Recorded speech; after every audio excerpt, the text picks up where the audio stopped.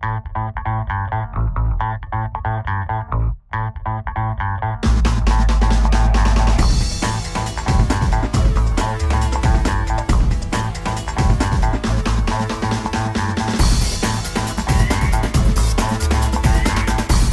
am verbally unspoken.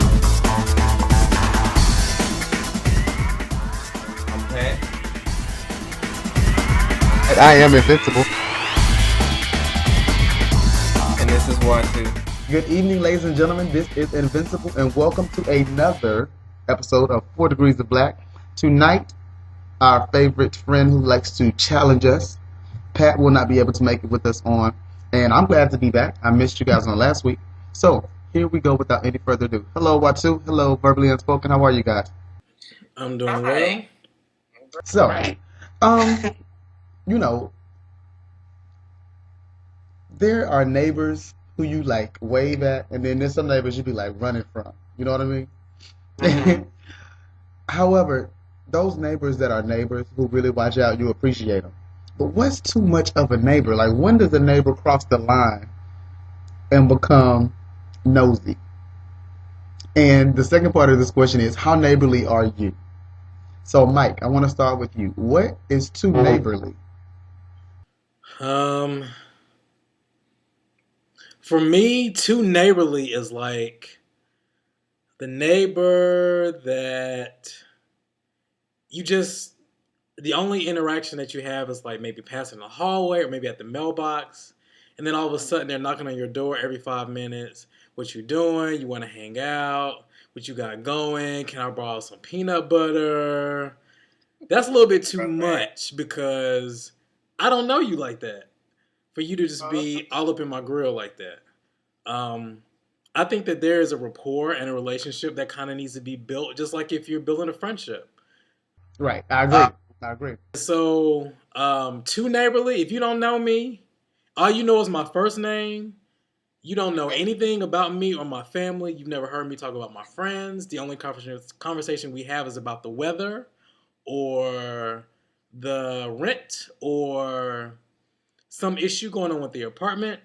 I'm gonna need you to back on up until we get to that level where we can start sharing a little bit more information and kind of getting to know each other a little bit better. But no, I don't have no peanut butter. No, you can't have no mayo. I don't let people borrow bread. So, yeah, that's a little bit too much, too neighborly. Okay, Watu, what is too neighborly for you? Too neighborly is my neighbor upstairs. So you have an example. That's too neighborly. Peeking in my place when I first moved in to ask who lived here. Right. Like Is it neighborhood watch? Is it neighborhood watch? Or I mean, really? too neighborly is the head of my condo association, who tries to tell me what to do. Wait a minute, stop. Tell you what to do how? Huh? Tell you what to do how?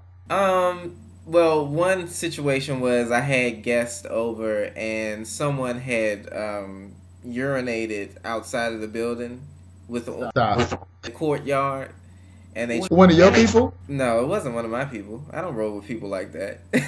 Come on now, I'm an elitist. So she came and knocked on my door and was like, one of your guests is downstairs. Like, she automatically assumed because the persons, they said they were from my place, but they were actually from another unit. So that's a little too neighborly. Like, hello, back the F up. All right. Got you. So, before I moved to DC, and before I took on the job that I have now, like, I was always talking to people. Like, I'm always talking to people. That's what I do. I talk to people. But when I get home, I don't want to talk to nobody. I don't want to see nobody. I want to go in my house. I want to take off my clothes and I want to go sit on the toilet. I want to talk to you. I want to look at you. So what's too neighborly for me is when neighbors see me and I'm just getting out of the car and they want to have a conversation. Wrong answer. Wrong answer. The other kind of too neighborly is not only when you like in my business, but you want to talk to me about somebody else's business. That will get you killed. KILLT. Not shoes on the power line. Hello. So like too neighborly. Like I need people to stay within their house. Stay in your house. Now I appreciate a neighbor that watches out. Hey, you know what? It was some unusual activity. Are you okay? Oh well, yeah. That's just my cousin who's visiting for the week. You know what I'm saying?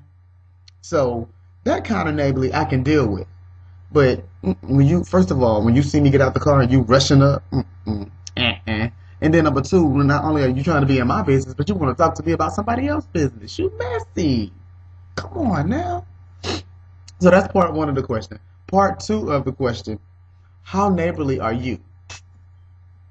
Oh, I can already tell you What I'm very. I know very, very few people, very few that live in my building. Very few. Um, there's one dude on one floor that I know. Oh, sidebar. Quick story, but it involves neighbors. Keep it under 10 minutes. I lost I lost my gym pass. I work out at a gym up the street. And I was getting out of my car and I lost my gym pass. And for some reason it ended up like in the intersection on the corner. So one of my neighbors that lives on my floor, right down the hall, never met him before a day in my life. Calls me because it had my telephone number. Calls my telephone number and is like, "Hey, I picked up your gym pass. Would you like to come get it?" And I was like, "Oh, that was nice. That's what's up." Now that's being a good neighbor. But anyway, no, I am not very neighborly. I kind of keep to myself. I don't really talk to a lot of my neighbors for good reason. There's one who is kind of like that messy neighbor type that you kind of just described. She's a very, very sweet woman. But at the same time, I know that she's not really up to any good when she's trying to converse. So I just kind of do me. So you just say to yourself, neighbor. Huh? I said you're the stay to yourself neighbor. Oh yeah, most definitely. Gotcha. Watu, what about you? What kind of neighbor are you? I am not a friendly neighbor. I rarely speak to my neighbors. I will speak if we walking past each other and say hello, whatever. But I don't ask how's your day going or anything like that. I think after this snowpocalypse a few weeks ago, that was the most I ever talked to my neighbors ever. You know, it was a time when we all came together and actually spoke to one another. But now that everything's back to normal, no, don't talk to them. So the kind of neighbor I am, that this street seemed like a close knit neighborhood. Like everybody knows everybody and where they stay and things like that. However, it's a little bit shady in this neighborhood. Y'all know how I feel about DC people. I think they're shady anyway. But I'm the kind of person, if I see you and you're a lady and you're carrying something in, I'm going to offer to carry it at least to your doorstep or to the door so that you can, get it in safely or get yourself in safely without struggling and all. I'm that neighbor. I don't want to talk to you after that. I'm fine. You don't have to invite me over for dinner, no peanut butter and jelly, no Kool-Aid. I'm just going to help you because that's a gentleman-like thing to do. Other than that, if I see something going on, if I see some suspicious activity and I know you're not home, like if I think somebody breaking in your house, yes, I will call the police. And that's it. That's as far as it goes. I'd rather be safe than sorry because you come home and you don't have your stuff. I mean, whatever. So, and I chose this topic because, and this is the wrap up, by the way. I chose this topic because we're in an era now where, during the snowpocalypse up here in DC, I saw neighbors be neighbors, and people were saying that normally wouldn't happen when people speak. But in a situation, I think overall, we will try to do for good, only for that moment, and then we'll back away. So I know some of y'all have some neighbor stories. Some of y'all are neighbors with benefits, things of that sort. So leave a comment in the comment section. We hope you enjoyed the video. Not too much. Short, sweet, and to the point. Hey, Pat, we miss you. Everybody, listen to the radio show on Wednesday at 9. Have a good night. Peace. We out. Are you a boy or a girl? I used to think you got born and then turned into a boy or a girl. But now I know that if you're a boy, you were born a boy. And if you're a girl, you were born a girl. You're just the way you're supposed to be. You're growing just right.